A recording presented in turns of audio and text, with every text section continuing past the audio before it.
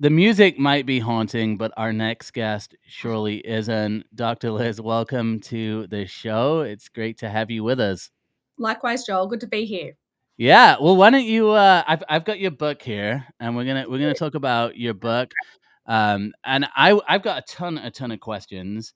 Um, But I would love to know from you, first of all, can you give us a little bit of insight into your journey and like what inspired you to write the strategic inclusion playbook? And I'd Mhm. love to just know a little bit about your background for anyone who doesn't know you.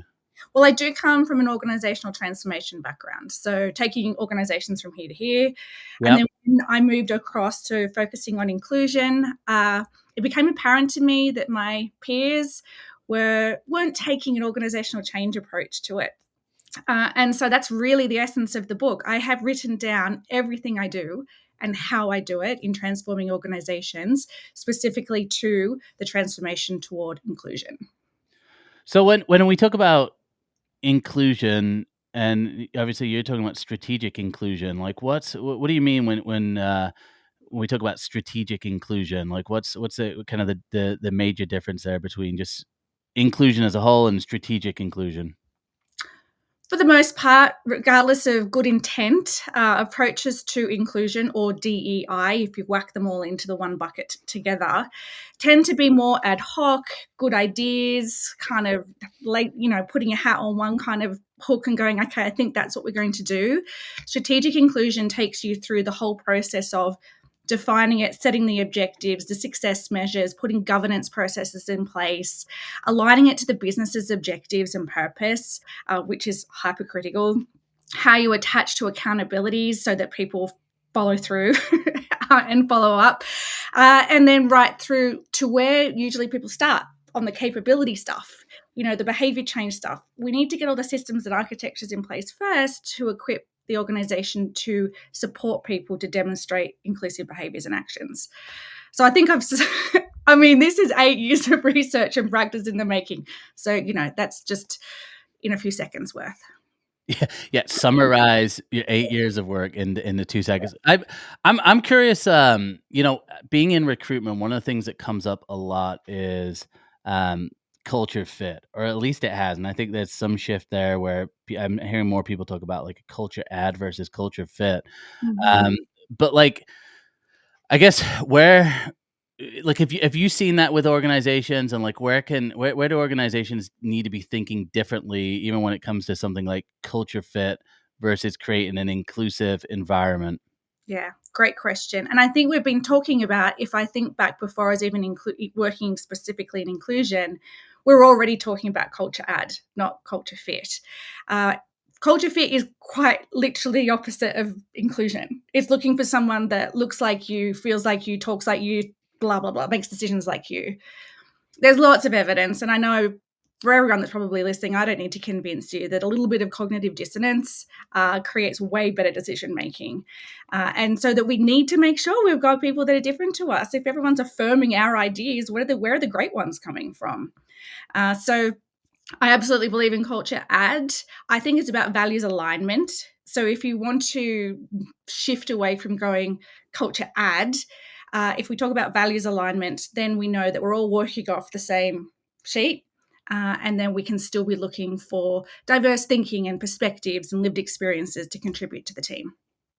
And obviously we have World Kindness Day tomorrow. Talk to me about positivity as a whole in the workplace, and kind of how positivity and inclusivity, they kind of work together within the workplace. I do have to say, I was thinking about the correlation between kindness and inclusion in the shower this morning, knowing we were having this chat today. I really think if we think about kindness, it's not about being nice. Okay. Mm. Confuse that because I think kind is more about being equal parts compassionate and understanding of others while also holding others to account and self to account, and setting expectations and living by what we believe in. And so I think that if we're being kind, we're ensuring we're creating an environment where we are compassionate of people that are similar and dissimilar to ourselves in the workplace, creating conditions and accommodations and support opportunities for people around us, even if they don't have the same needs as us. I think that's being kind. And then the stuff around people, holding people to account for being inclusive as well. That's being kind. It's a learning moment. Wow, it's yeah, well, it's funny because I do think people default to, or they do sort of associate kindness with being nice. So I like how you make that differentiation there. What about include chat? Talk to me about include chat and how include chat is helping organizations as well, and just talk to, because it sounds like it's like a AI kind of chatbot where you can ask questions that around inclusivity and like creating inclusive environments. So talk to me about like what inspired you to create that and how that's helping organizations. Well, why I developed it, and this is before even LLM or large language modeling became available. When I was working in transformation, I was running $1.2 billion portfolios of change. And I would have the executive directors unknowingly between them texting me in advance of their exco meeting saying, Liz, keep your phone on you because I want to have the right answers. Because they were the exec sponsors, obviously, of different streams of work. And I'm like, that's what we need. No one wants to get caught out. No one does. Yeah. And by being able to provide people instant access to trusted advice on inclusion with incomplete anonymity and confidentiality, it also means if you can go and ask ChatGPT, go for it. But there are no guardrails around it. It's using the highest ranked SEO or popular content in the world rather than my research and validated data set, which is essentially unbiased data that we can now leverage and use to hack human bias when it comes to inclusion.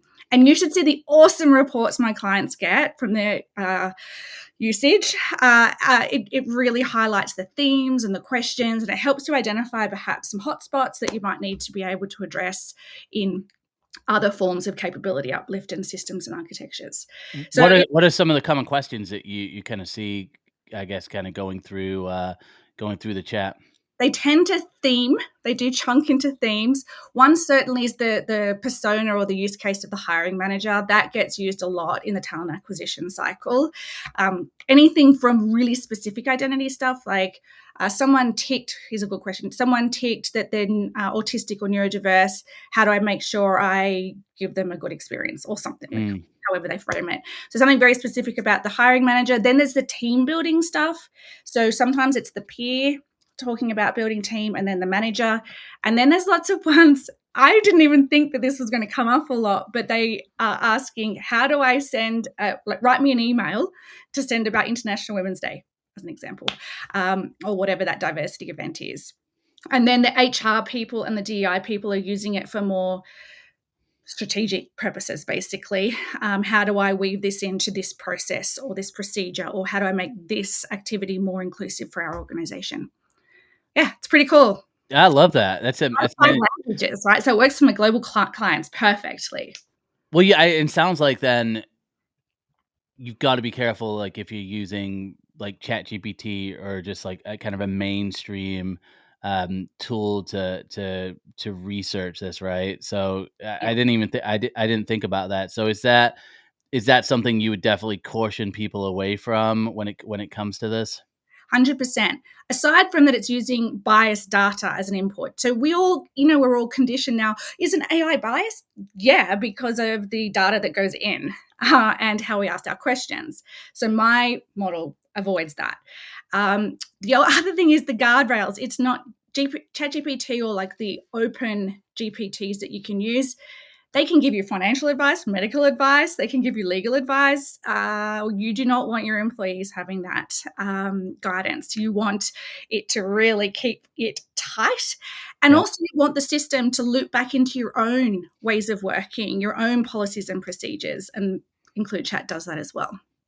I love that. So where can people find out more information about yourself, about the book, about Include Chat? Where's the best place that people can go? Well, LinkedIn is like my address book. I've heard of it. I've heard of it. So Dr. Liz Wilson, includechat.com if you're interested in the AI-powered inclusion advisory tool, and then Amazon for the strategic inclusion playbook. Amazing. Well, thank you so much. It's such a great conversation. Always great having you on the show as well. And guys, if you are interested in strategic inclusion, definitely pick up the book. Go to includechat as well.com. And Dr. Liz, appreciate all of your time, and we'll hopefully talk in the near future. Yeah, see you again soon. All right. Bye now.